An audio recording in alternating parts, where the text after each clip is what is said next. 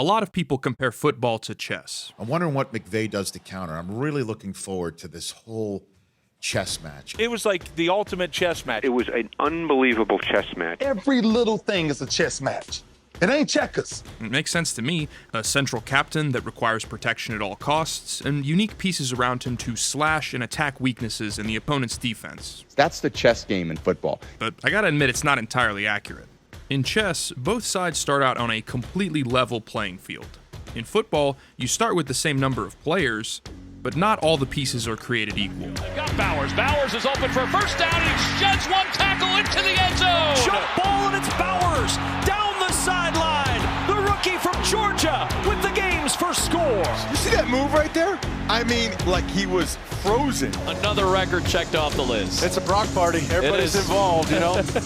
Brock Bowers pretty quietly did some insane things last season for the Raiders. The big ones, of course, were breaking Mike Ditka's tight end rookie yardage record, which had stood for 63 years, and breaking Puka Nakua's total rookie receptions record, which stood for 1 year. Sorry, Puka. If it makes you feel better, I doubt Brock Bowers will hold on to it for very long either, but the fact that he claimed it at all for even 1 second is unheard of.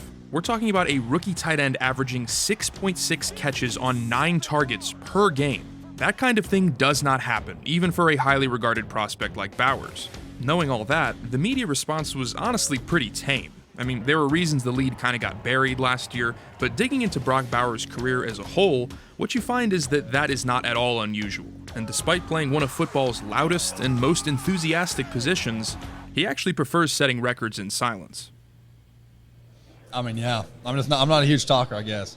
Elite tight ends are special athletes, period. It's a position that can only be played with the right physical gifts. That said, having your mother be a former All-American softball star and your dad a former All-Conference center, not a bad place to start. Well, I'm by far and away the better athlete of the two. But Brock Bowers didn't grow up heralded as the next NFL superstar. It was a climb to get noticed at all for his abilities, considering he grew up in Napa Valley, California, where they know a whole lot more about growing grapes than football talent. Bowers' high school team went 0-10, winless in his sophomore season. So as a junior, he totaled 1,499 yards and 18 total touchdowns, flipping his team from 0 wins into the state playoffs. Watching his highlights, you don't need me to point out where Bowers is. He's somehow the biggest and fastest kid on the field, and clocked a 4.5 40 at 6'3", 240 pounds. What that translates to in football terms is, son, how'd you like to be a Georgia Bulldog?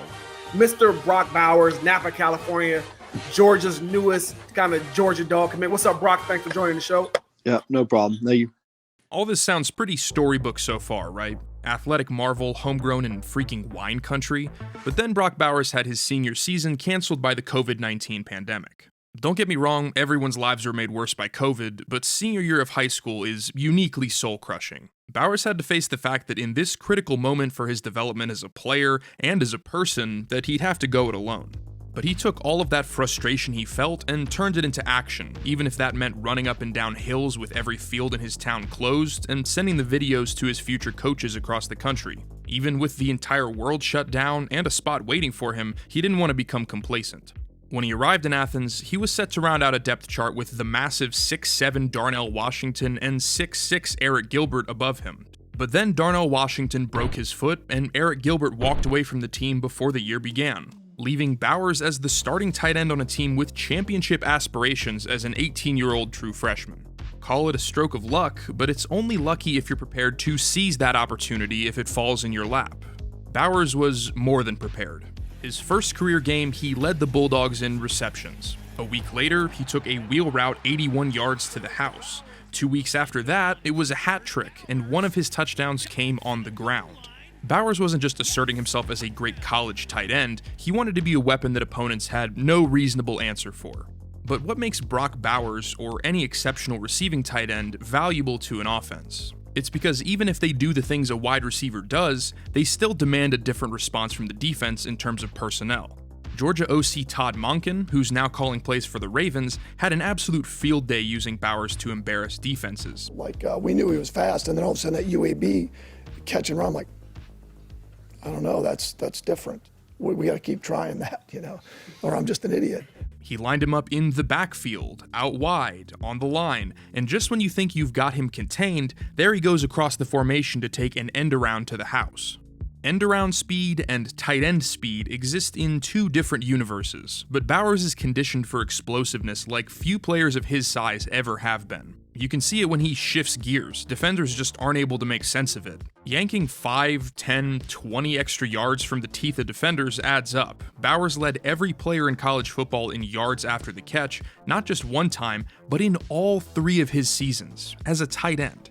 That's as ludicrous as the fact that he became the first player ever to win back-to-back Mackey Awards for best tight end in college football. In summary, this is a player that stood head and shoulders above not only every player in the nation at his position, but every player in the history of his position when it comes to production. 2,700 total yards and 31 touchdowns over a 3-year run.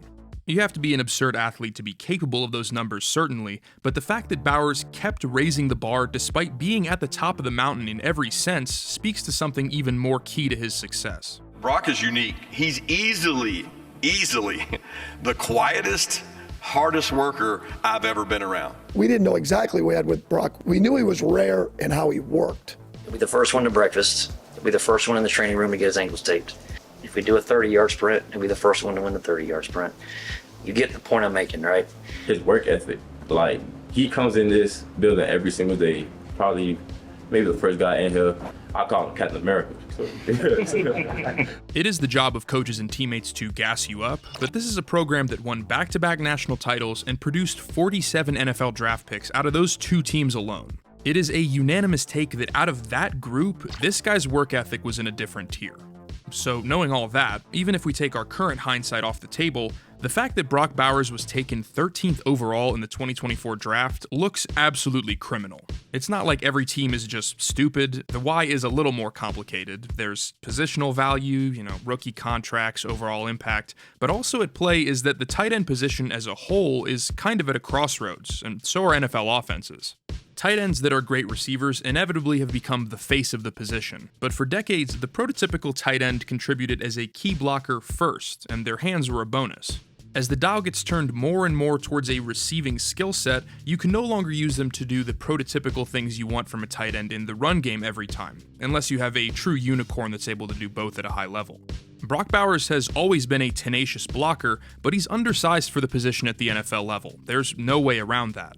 When he ended up being selected by the Raiders, who had way more holes than one offseason could fix, people did raise an eyebrow. Brock Bowers with pick number 13 in the draft. They drafted Michael Mayer out of Notre Dame last year, so they got 2 tight ends. And it just seems weird when you just made Michael Mayer a key piece of your 2023 draft class, but that was different management. That's the other reality, too. The Raiders had plenty of other needs, sure, but you can use more than one tight end on the field at once. It's not like they forgot they had another one.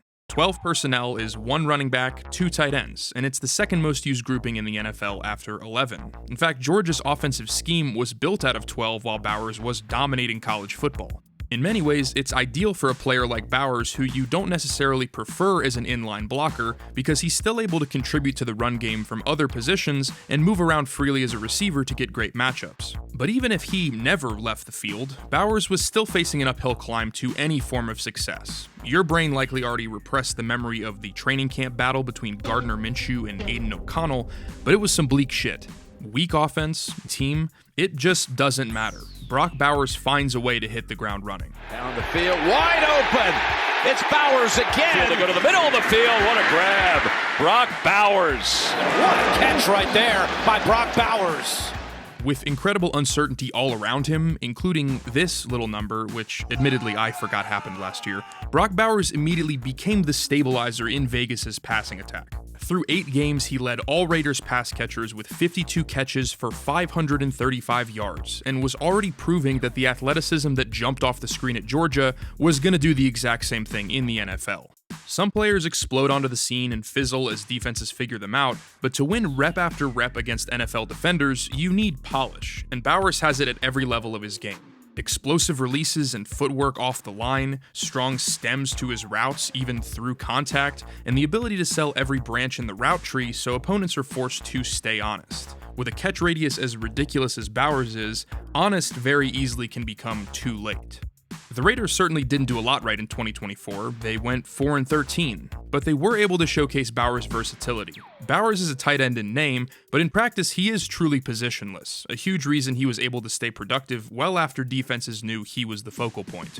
Over the Raiders' final 9 games, Bowers remained the 1A by a wide margin, with 60 catches for 659 yards and 4 touchdowns, and ended up named Offensive Rookie of the Month for his stellar November.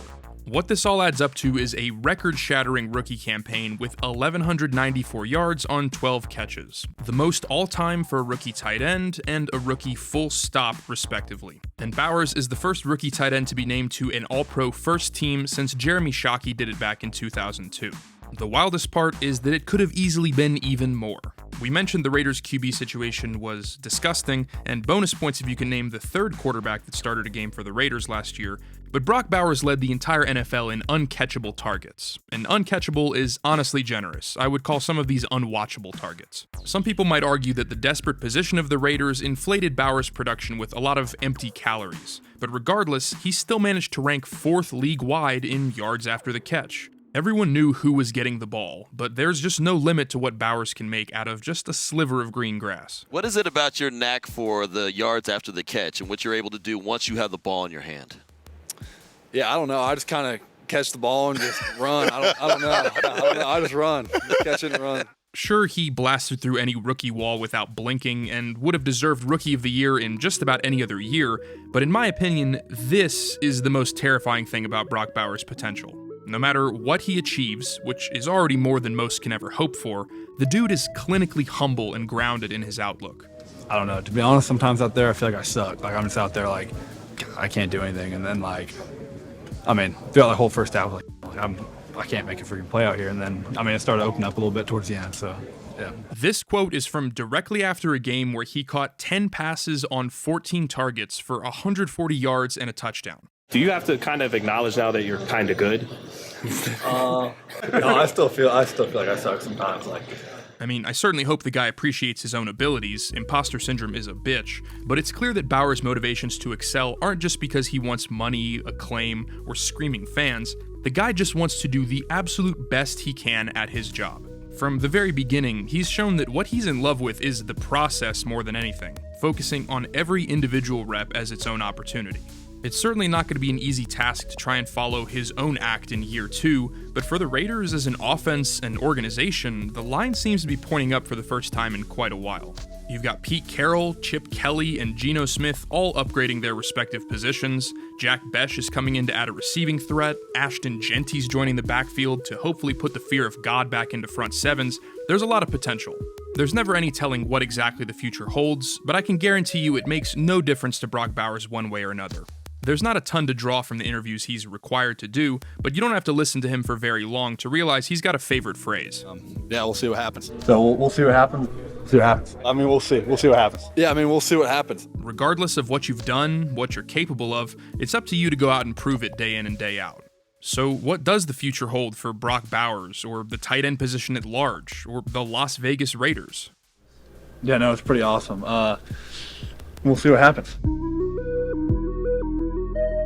Thank you to everyone for watching. It's been a tough road for me of late, but I want to return to the roots of this channel a little bit and dive back into the stories that create the NFL's best. If you're interested in discussion on the modern tight end position and its evolution on a level far exceeding what I can offer you here, I highly recommend checking out Max Toscano and the work he's put on his Substack, Remember the Tight Ends. There is no one else giving the position this level of love and detailed analysis, and it's a fascinating position that absolutely deserves it, so go check out his work. Other than that, if you've stuck around to this point in the video, I want to thank you again and ask you to consider subscribing if you want more content like this in the future. Until next time, take care.